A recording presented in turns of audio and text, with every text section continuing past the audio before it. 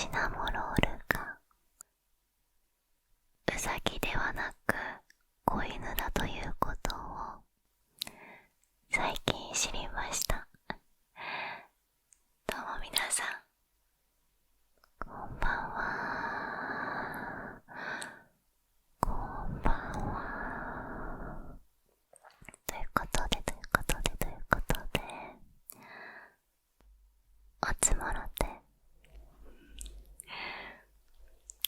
まず、そもそも、シナモンロールだと思っていたので、なんかもうそこから根本的に間違ってましたね。今日はですね、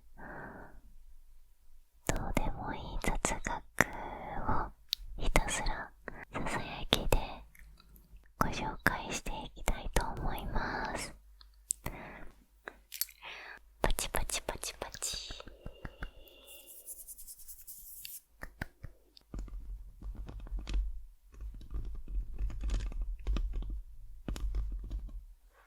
ちょうど1年前くらいにですね、誰かに話したくなるような雑学というものをひたすらご紹介していく動画をこちらですね、作りました。またその時とは違う内容になっています。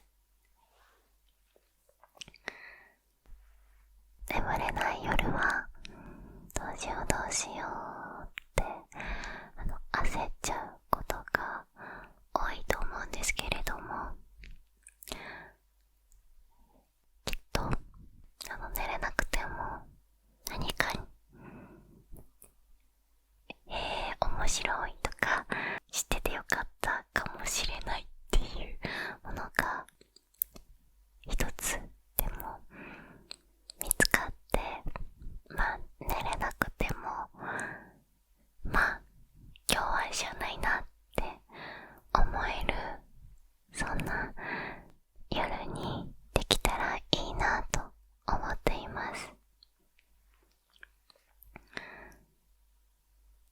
つまり今日のあなたは眠れたらそれはバッチリだし、眠れなかったとしても新しいいろんな事実を知れるので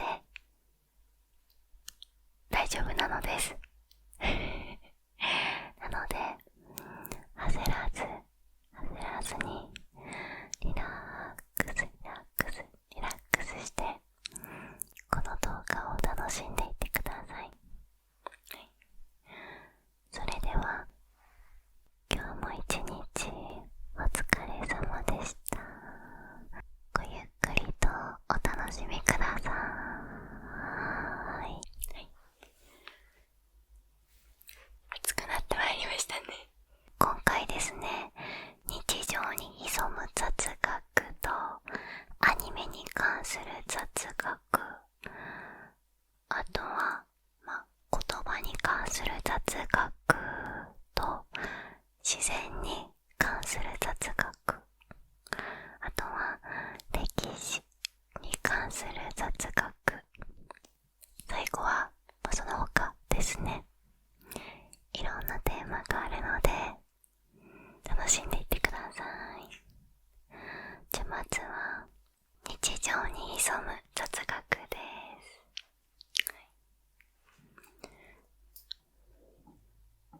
本のバーコード2段あるうち下段下1桁の手前の数字は定価を表している。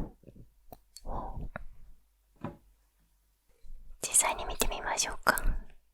これは東野圭吾さんの返信。この場合見えるかな。下の段の下一桁の手前の数字だから、これは700円が定価だということですね。あ、ほんとだ、ここに書いてある。ここに書いてあるわ。定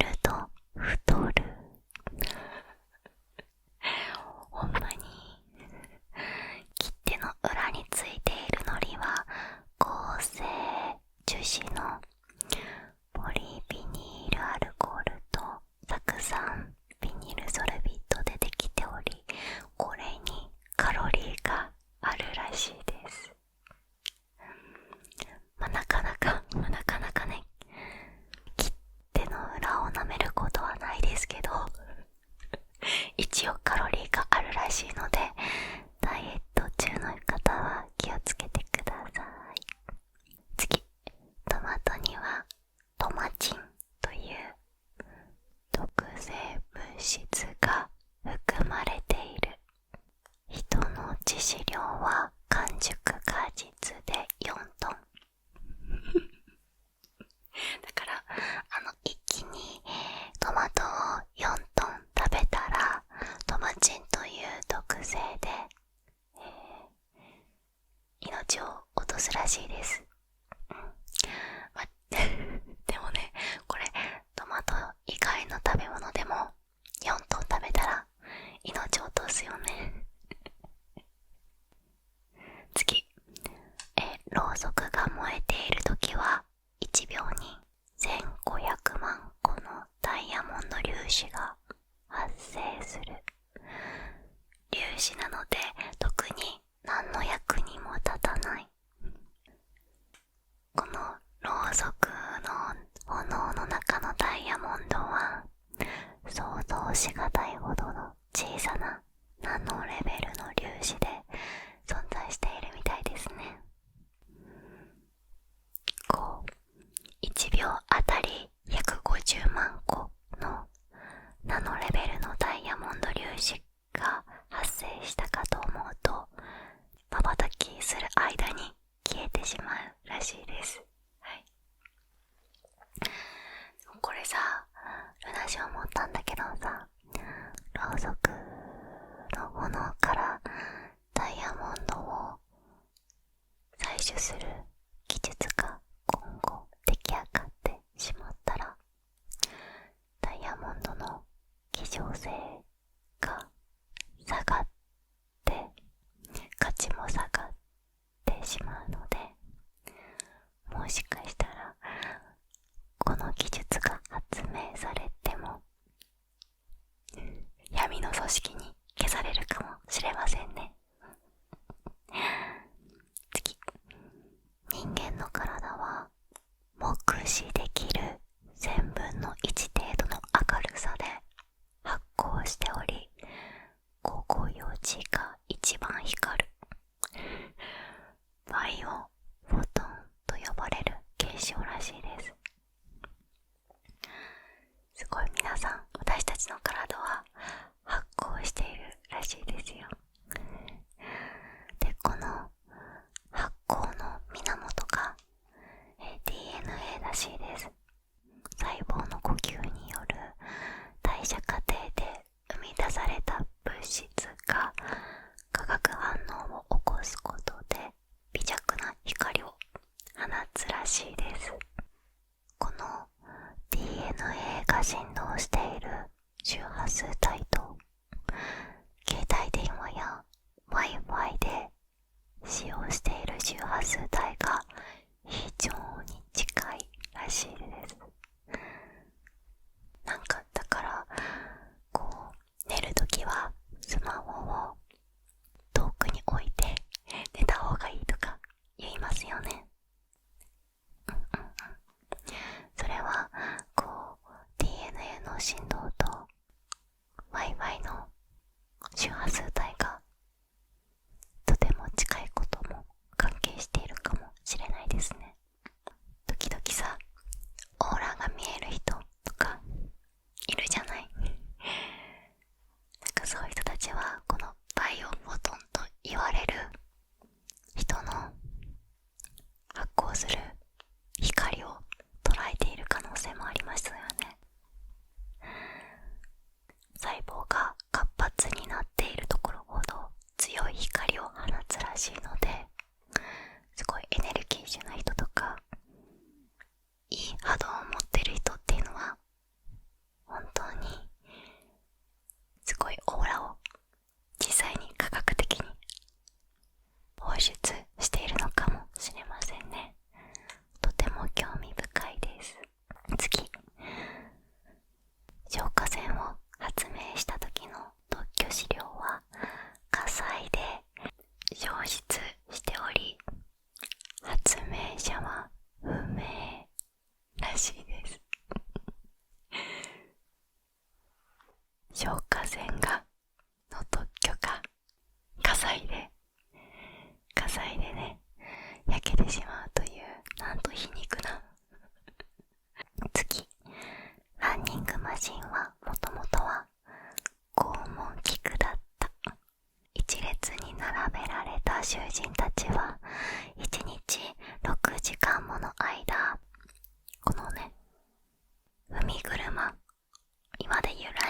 真を歩き続けたそうです。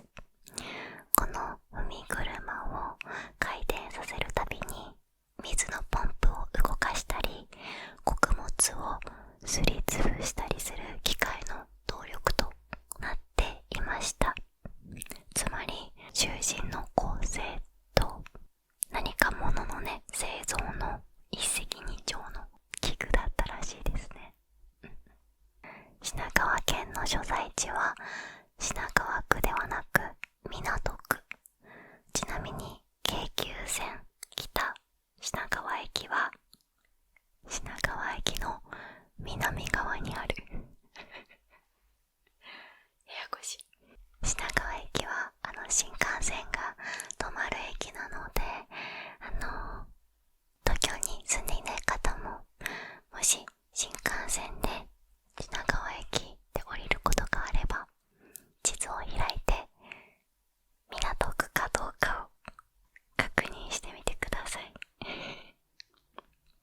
次、トヨタのエンブレムはローマ字でトヨタとなっているらしいです。ちなみにカタカナでトヨタとも見れるかもしれませんこのカタカナのトヨタはちょっと無理があるよね笑っちゃいましたるなし次、アマゾンのロゴには黄色い矢印が A から Z へと伸びています。このデザインは Amazon が A から Z まで何でも揃うという広範囲な商品ラインナップを提供していることを示しているらしいです。これはね、意識してみてこなかったな。次、日清食品のロゴ。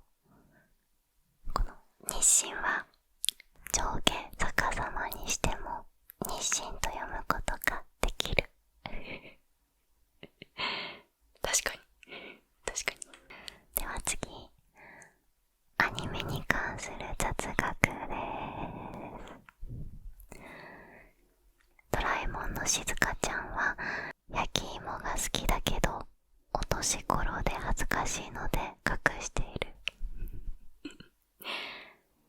いや、焼き芋が好きっていうの可愛いし、それを恥ずかしいって思ってることがもうズキュンですね。はい、もう一つドラえもん、のび太は無人島で3000日間、のび太は10年間無人島でサバイバル生活をしたことがある。これは2008年9月に放送された回で、のび太が無人島で3000日というタイトルの回があったということですね。のび太何歳だっけ？ 10 年間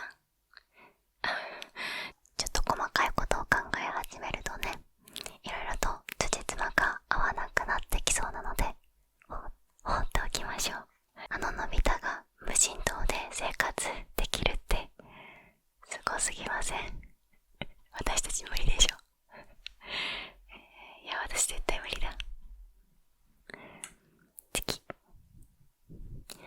ハワイ諸島の初代国王であるカメハメハ大王。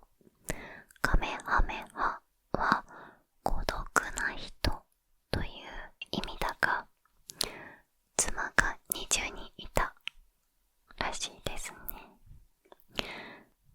ドラゴンボールの作者鳥山先生によると、カメハメハは亀仙人の必殺技だったので、ネーミングに亀というワードを入れたかったとのこと。すると奥様からカメハメハはどうとアドバイスをもらい、面白いと思い採用したらしいです。ハワイ王国の初代国王であるカメハメハ一世と同じ名前ということもあって、ハワイの人に怒られないか心配したそうですが、正義の主人公の技なので大丈らしいです。老若男女誰もが知ってる必殺技の名前の由来、奥様のアイデアだということなんですね。面白い。では次、言葉に関する雑学です。英単語で最も頻繁に使われているアルファベットは E らしいです。 E。 ちなみに日本で最も頻繁に使われている日本語は E らしいです。でもこれは2007年にエキサイトニュースが行った調査で、ある土曜日の新聞から10の記事を選んで数えたら E が一番多かったらしいですね。なので、数え方によっては結果が変わってくる可能性もなきにしもあらずですね。アルファベットのすべての文字をなるべく重複が少なくなるように作った短文をパングラムという。で、英語のパングラムはこれ。The quick brown fox jumps over the lazy dog。 機敏な茶色のキツネがのろまな犬を飛び越える。どうでもいいな、めっちゃどうでもいいな。英単語で最も長い単語は、これなんて読むんだ、発音わかんない。 Pneumono ultramicroscopic silicovolcanoconiosis。 日本語で腎肺病っていうらしいですね。職業病の一つ。難しすぎる。一番長い日本語は竜宮の乙姫の元結の切り外しらしいですけど、これ文章じゃなくて一単語だということにまず驚きですよね。水中植物アマモの別名らしいです。すごくない？めっちゃ素敵やん。すごいね。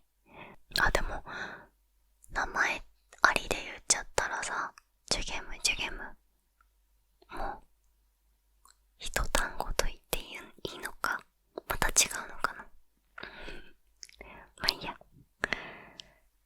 次。ベートーベンを含め交響曲大工の作曲前後に亡くなった音楽家が多いことから大工の呪いと呼ばれ、 iPhone は9番を避けて iPhone8 の次に iPhone X を発表した。なお Windows も8の次は10だが、 OS の進化を強調するための演出であり、呪いとは関係ないと言われているとのことです。これ好きなんですよね。9番は海外ではちょっと演技が良くないとされる風潮が一部ではあるらしいですね。例えばさ、日本語だったらさ、4は死を連想させるから避けられるとかさ、数字って国によってイメージとか、その数字が持つ力が違ったりするのかなと思いました。こっちにあるライトが切れちゃった。あんま変わんないかな。いっか。以前奇数の法則とかいう動画も作ったりとか、素数で羊を数えるっていう動画も過去に作ったんですけど、やっぱり数字は論理を超えた不思議な力が宿っているものだなと思っています。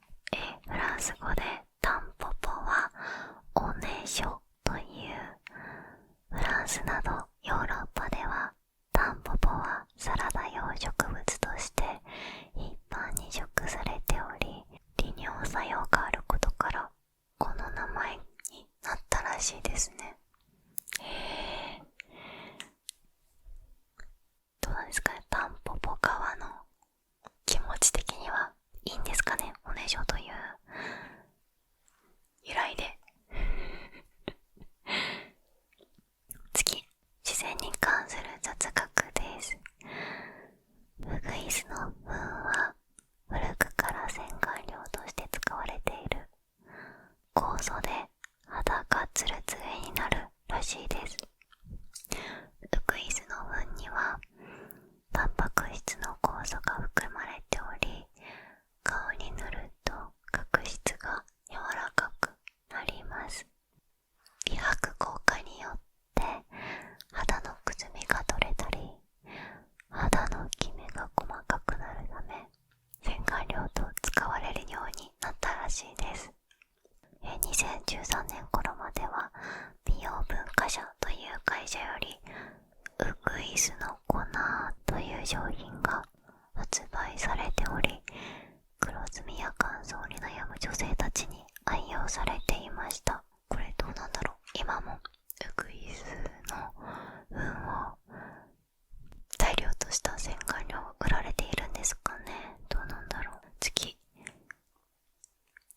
ボリビアにあるユンガスの道は崖沿いの細長い80キロにも及ぶ険しい道で、毎年200台の車が谷底に落ちているらしいです。怖っ。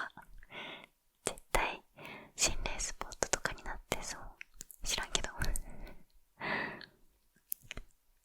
88の星座の中で最も大きいのはウミヘビ座。夜空の 3.16% を占める。一方、最も小さいのは南十字座で68平方度らしいです。ちょっとこの大きさが体感的に理解しづらいですよね。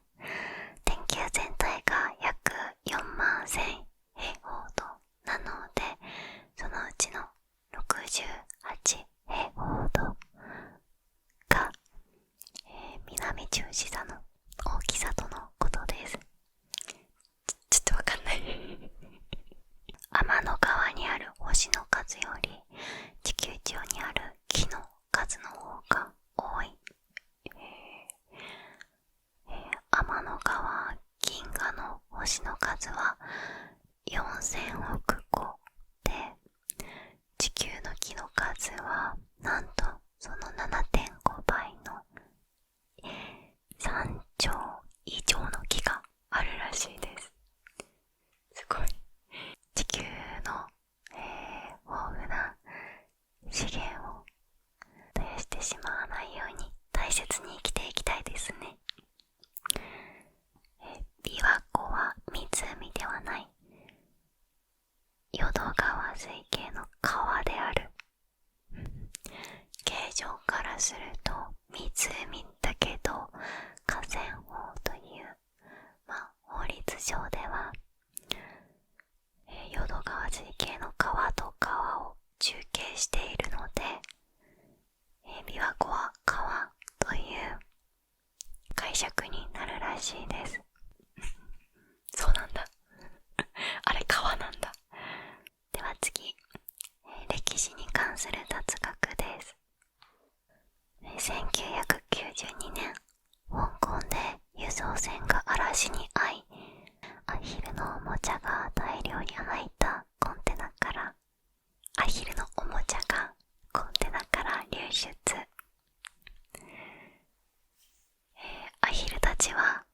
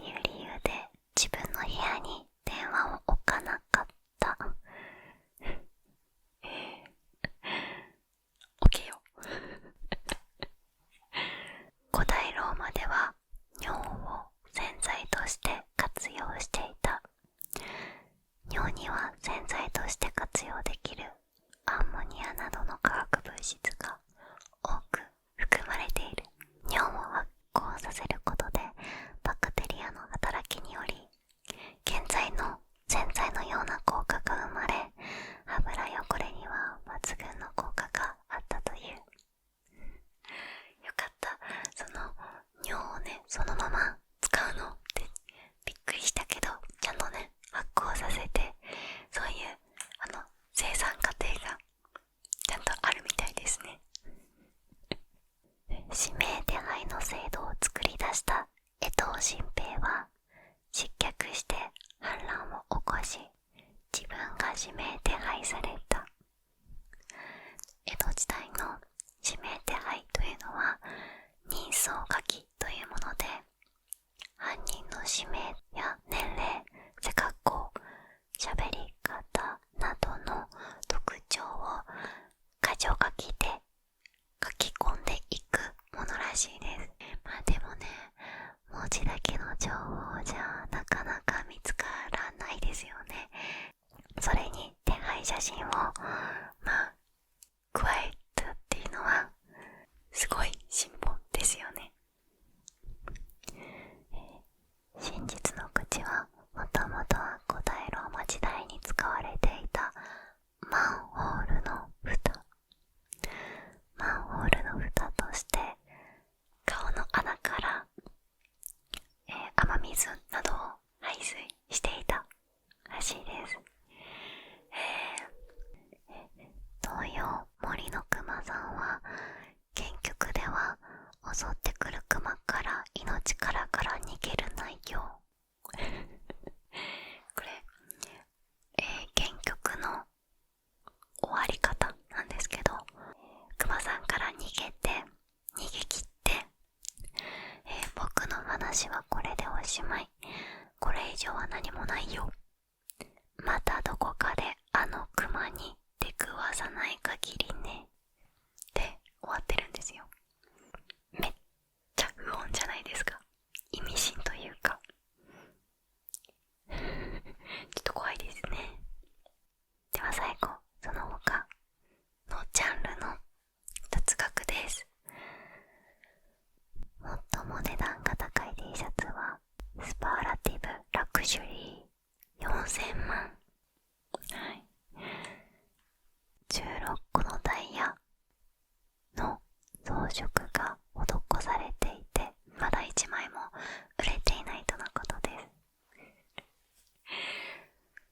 す。16個のダイヤを外して個別で売った方が絶対すぐに売れると思う。これはダメか。腕ズボンには相撲のような決まり手があり、全部で82種類存在する。